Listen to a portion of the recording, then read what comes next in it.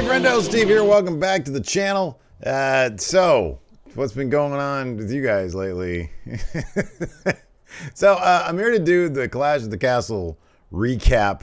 It's only Wednesday, and this shit went down on Saturday.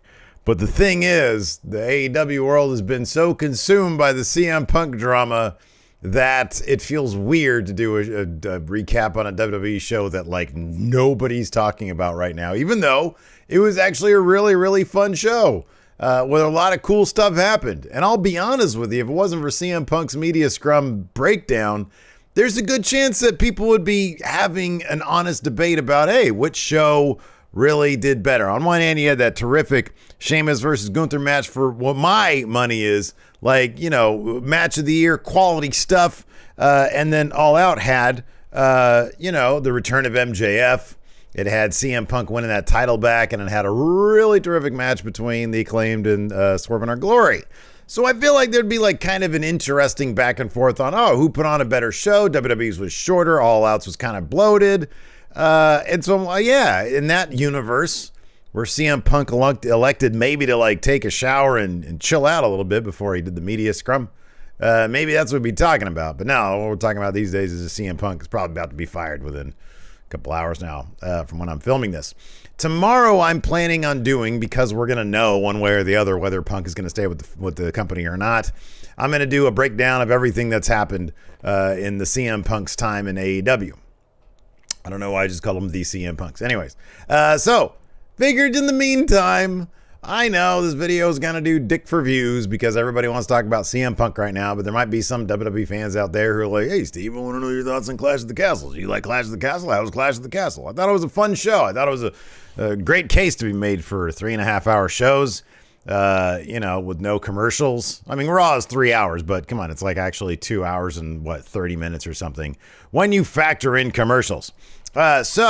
My biggest takeaways, I guess, from Clash of the Castle, sort of giving me an idea as to where WWE might be going, what the new era of Paul Levesque, Triple H being in charge of creative now of all content there in WWE because he got a promotion, where WWE might be headed after Clash of the Castle. The number one thing that is perfectly clear is that if they had planned on doing a title change with Roman Reigns getting rid of one or both those titles, they would have done it at Clash of the Castle. That was the crowd to do it in front of. They really built this up like it might be Drew's time, but no, they didn't do it. Roman Reigns walked away with both his titles intact right there in the bloodline with help from the debuting Solo Sikoa. Great for Solo Sikoa. I thought that was awesome. But it sort of indicates to me that the Roman Reigns experiment, if you can even call it that, I guess it's a saga at this point, shall continue as per probably maybe the original plan, which is probably Cody Rhodes at WrestleMania. There's 2 nights of WrestleMania. Would not shock me if it ended up being like a 2-night, 2 Roman Reigns match affair. He's got The Rock on one of the nights and he's got Cody on one of the other nights to take that title off him. Maybe Cody wins the Rumble, but in the meantime, Roman Reigns has The Rock as well, and that'll send both those matches for WrestleMania. That's sort of what I'm just thinking right now. I have no idea if that's the actual plan, but I think it makes some amount of sense. Still feels like Cody's the guy if it's not going to be Drew McIntyre. I think there's a couple other candidates, possibly Kevin Owens, possibly Austin Theory still if he's able to cash in. That's kind of it, to be honest with you. So maybe one of those 2 guys either. But I think it seems, I get that I'll use this phrase, I'm not going to use it in the title.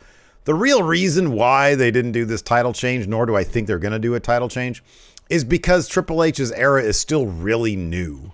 And I think that he probably wants to make sure that a big deal like Roman Reigns losing his titles won't happen just sort of like 2 months after he takes control. I don't even think it's been 2 months.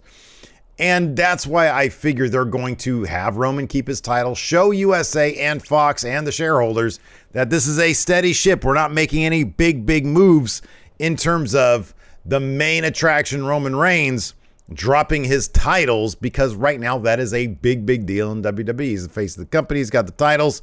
And you don't want to do that at a pay-per-view where, much respect to that Welsh crowd because they were awesome. That UK crowd was great.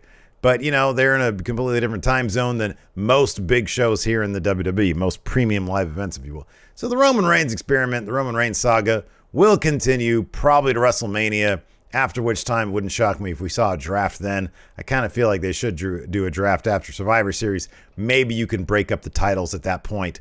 I'm still in favor, to be honest with you, though, at this point, of just keeping that one title. I think having that one guy up on top is probably the way to go. I think it's worked up to this point. Roman Reigns is unbeatable. If you were to split those titles and put it on, I don't know, Kevin Owens or whatever, Kevin Owens is still going to come off like the B champion. All the big names should be going after the top champion, and then you can build up still the United States champion, which they're doing really well on Raw, with Bobby Lashley being dominant, and over there on SmackDown, Gunther, the ring general. Anyways, from a business standpoint, Roman as champion continuing on makes all the sense in the world, but it's going to be difficult for them to make anybody believable against Roman Reigns. Braun Strowman, who just showed up on this week's Raw, would seem to be the next guy in line for Roman Reigns. He says he's going to show up at SmackDown. And again, maybe they'll try to do a good job showing us that you're making us believe that Braun is going to take those titles off Roman, but that ain't going to happen. I appreciated that every match seemed to have a point to it. Every match sort of moved stories along in big ways or small ways. For example, the women's six-man match, I thought it was kind of telling that they didn't have like Alexa Bliss, for example, eat the pin in that match. Alexa Bliss, somebody who's really not doing a whole lot right now. Instead, they had Bianca Belair absorbing 3 finishers from Damage Control, and she was the one who ate the pin eventually to Bayley, and that sets up a title match between those two. I thought that was kind of interesting that instead of keeping your champion looking as strong as possible, not showing people her getting pinned, they had her get pinned, so now Bianca looks vulnerable. And I like that moment. I thought that was a smart move on Triple H's part. I like that Triple H seems to be about, on one hand, getting that good reaction from the crowd, popping the crowd, talking about the Judgment Day losing to Edge and Rey Mysterio, but then still forwarding the story where Judgment Day gets to have the last laugh because that's kind of more important. And Judgment Day's been able to run with that since then. And I'm talking, of course, about Dom kicking Edge square in the dick and then laying out his dad as well. I thought that was a good story beat to have there. It made sense to have it there, especially with all the Rhea Ripley stuff lately. I thought that taking his time getting to that point was a smart move. Instead of under Vince, maybe it would have been a bit more arbitrary and they wouldn't have given it as much thought as they did there at Clash at the Castle. So I appreciate that. And we're sort of getting a sense of how Triple H does that. He'll sort of like forward the story. He'll sort of give the crowd. I don't think we're going to get a lot of moments where it's like, oh, let's just like, bum the crowd out and leave them like that. Even at the end of the show, we saw that when Drew McIntyre lost to Roman Reigns, we had that bizarre sing-along with Tyson Fury. I get why they did that. Tyson Fury does that after his matches. They left the cameras rolling for the crowd at home so that we could see this nice moment between Drew McIntyre and the crowd and Tyson Fury. I like that. I think that it's, number one, it's kind of neat to be able to see what would normally Roman Reigns mugging into the camera would be where the trademark shows up and the cameras will stop rolling and the live crowd will get that Drew McIntyre Tyson Fury thing. I'm glad that we got to see that as well. It felt scripted, it felt unscripted. Even Drew McIntyre at one point said, I don't even know if the cameras are still rolling. I like that. I like getting to experience what the live crowd is experiencing, and it leaves us with a positive impression in our minds about WWE. Too often, Vince McMahon was like, hey, let's leave the people in the live audience and at home pissed off over what they just saw. Now it seems like one of the directives is going to be, hey, leave people with a happy note about WWE in their heads. That seems like it should be a no-brainer, but more often than not, that wasn't the way Vince McMahon would go. Let's see here. I like this, that there are a lot of moving parts now.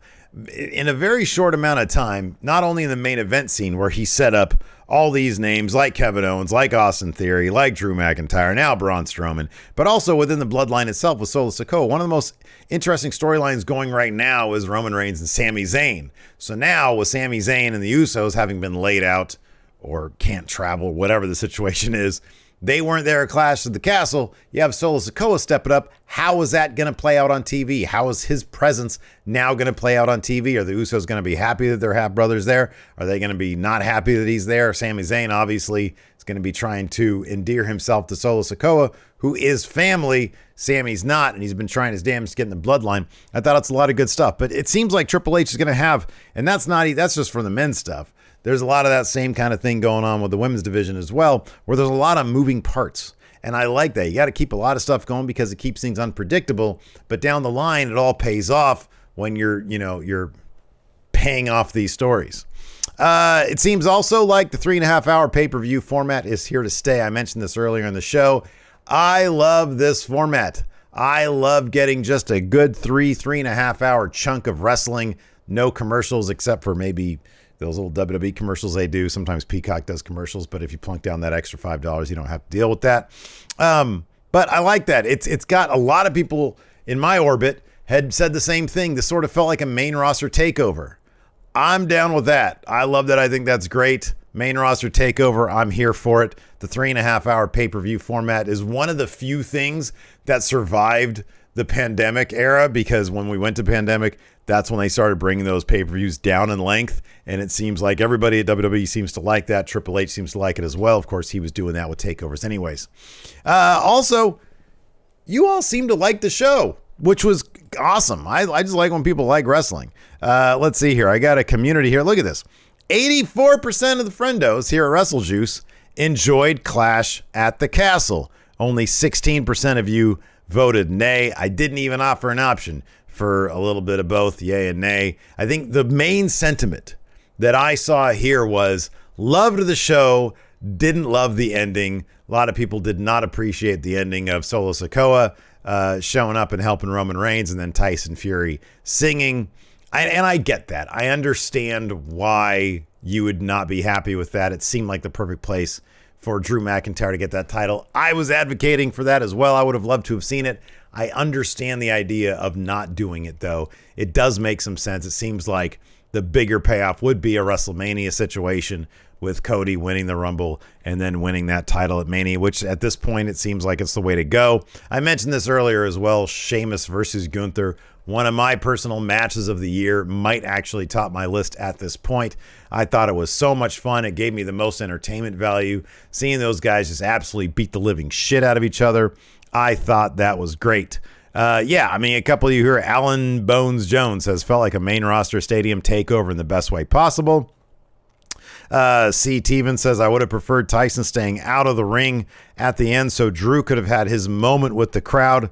Sing along came off as awkward for all involved. I kind of agree with that too, but yeah, he says this should have been a moment where the crowd was showering Drew with applause as Sheamus had received earlier. By the way, great moment for Sheamus with the crowd all cheering him and him being able to soak that in at the end. Sheamus has never really had that one moment like that where people just got to appreciate him because he's been putting in some really, really great work as of late over the past couple of years.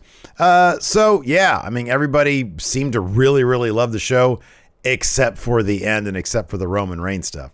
So all very interesting stuff. Anyways, hey, if you've already commented here, cool. If you want to comment on this video about what you felt about Clash of the Castle, that's cool.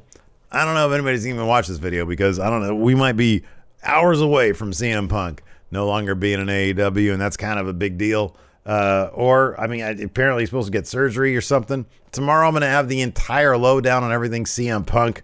Yeah, kind of crazy how that shit works. Anyways, that's going to do it for us. Thanks, everybody, for tuning in. I appreciate it. Check out this video here. It has been forever and a day since that dog's been on that couch, but it's because I've got so much crap up there. It's been so hot. She's been in the cooler rooms. But I tell you, Gypsy's still around. She's still kicking. And one of these days, I'll get her back up on that couch. Thanks for tuning in, everybody. Check out this video. We'll see you there.